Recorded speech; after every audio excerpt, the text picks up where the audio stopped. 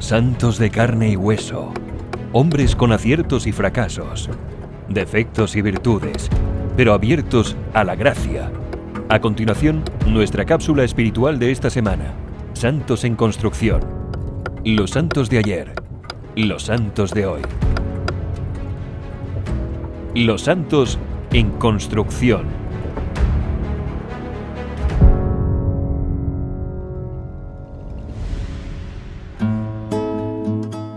Y hoy en Santos en Construcción hablaremos de un santo para estos tiempos de epidemia, un muchacho considerado el patrono de la juventud católica al que el Papa Francisco se refirió en junio 21 del año pasado como un ejemplo para los jóvenes en su cuenta de Twitter, diciendo: queridos jóvenes, pidamos la gracia de un corazón nuevo por la intercesión de vuestro patrono San Luis Gonzaga, joven valiente que nunca retrocedió en el servicio a los demás, hasta dar su vida por curar a los enfermos de la epidemia de peste.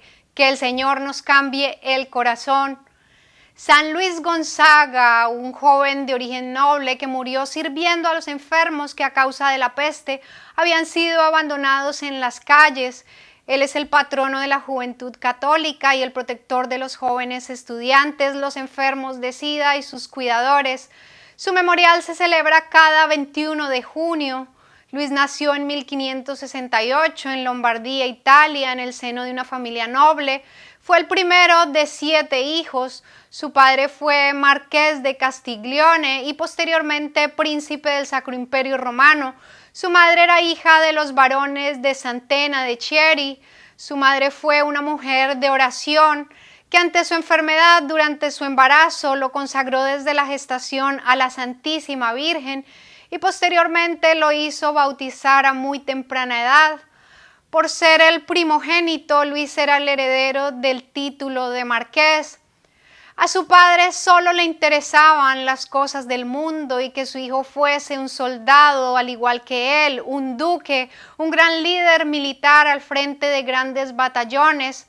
Por ello, desde sus 4 años pasaba mucho tiempo en los cuarteles con su padre, donde aprendió la importancia de ser valiente y del sacrificio para los grandes ideales, pero aprendió también el vocabulario grosero de algunos soldados. Sin embargo, su tutor y su madre le percataron de su error y pudo corregirse pronto. En 1573, cuando su padre se embarcó para África, Luis regresó a Castiglione, donde con su madre y sus hermanos vivió una vida de intensa piedad. Su vida comenzó a cambiar cuando contrajo la malaria y padeció accesos de fiebre. Desde sus 7 años se sentía atraído por la oración y se apartaba de la vida de la corte que le rodeaba. Luis fue poco a poco creciendo en la fe y aun siendo un niño se había entregado a la Santísima Virgen, a quien hizo un voto de castidad. A sus 9 años su padre lo llevó con su hermano Rodolfo a Florencia, Italia, dejando a los dos jóvenes a cargo de varios tutores para comenzar su educación como príncipe en la corte del gran duque Francisco de Médicis, gran amigo de su padre. La corte de los Médicis era una de las más grandiosas y opulentas de Europa, a la vez que estaba llena de intrigas, engaños, promiscuidad y violencia. El joven Gonzaga tomó distancia de ese mundo, reafirmándose en su deseo de no ofender jamás a Dios con el pecado.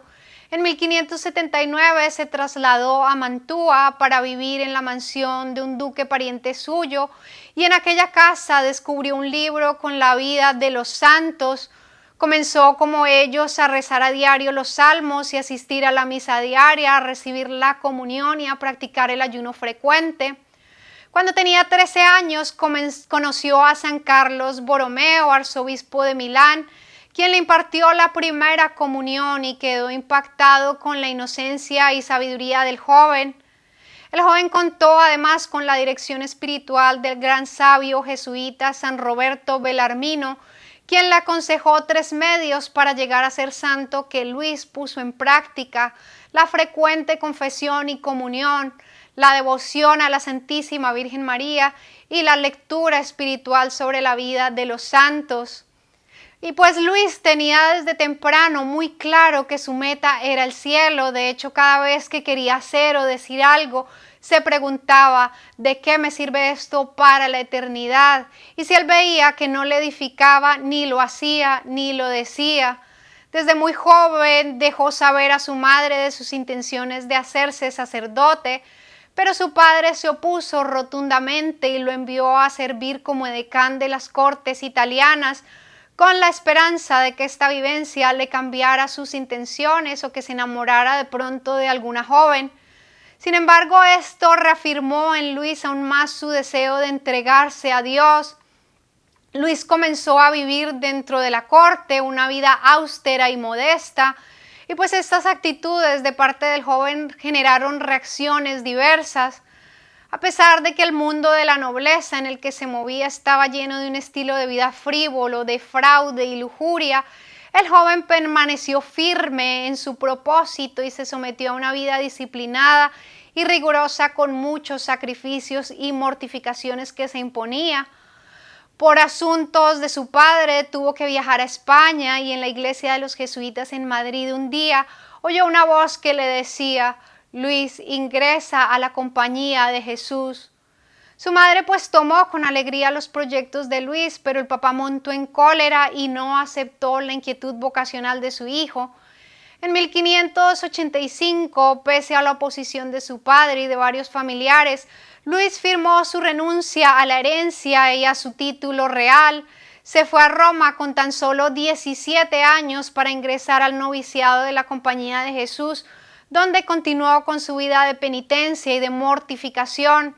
Al tomar posesión de en su pequeña celda, exclamó espontáneamente: «Este es mi descanso para siempre. Aquí habitaré, pues así lo he deseado». Él buscaba siempre estar en los oficios más humildes y cuentan sus biógrafos que algunas veces durante el recreo o en el comedor caía en éxtasis. Sucedió entonces que Roma se vio afectada además de una hambruna por una fuerte sequía. Llegó además una fuerte epidemia de peste que causó la muerte de miles de personas, entre las que se incluyen 3 papas. Esta grave situación sanitaria y de hambruna extrema obligó a los trabajadores agrícolas a abandonar el campo y a radicarse en la ciudad en condiciones de extrema pobreza. Se originó entonces en Roma una crisis hospitalaria y los jesuitas colaboraron con las autoridades sanitarias.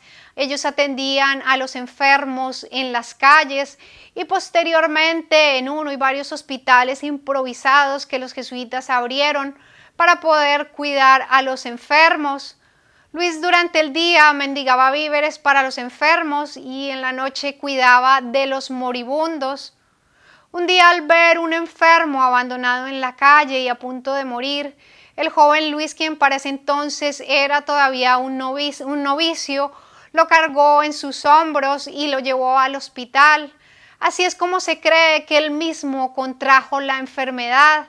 Se recuperó, pero quedó afectado por una debilitante fiebre intermitente que lo puso muy débil.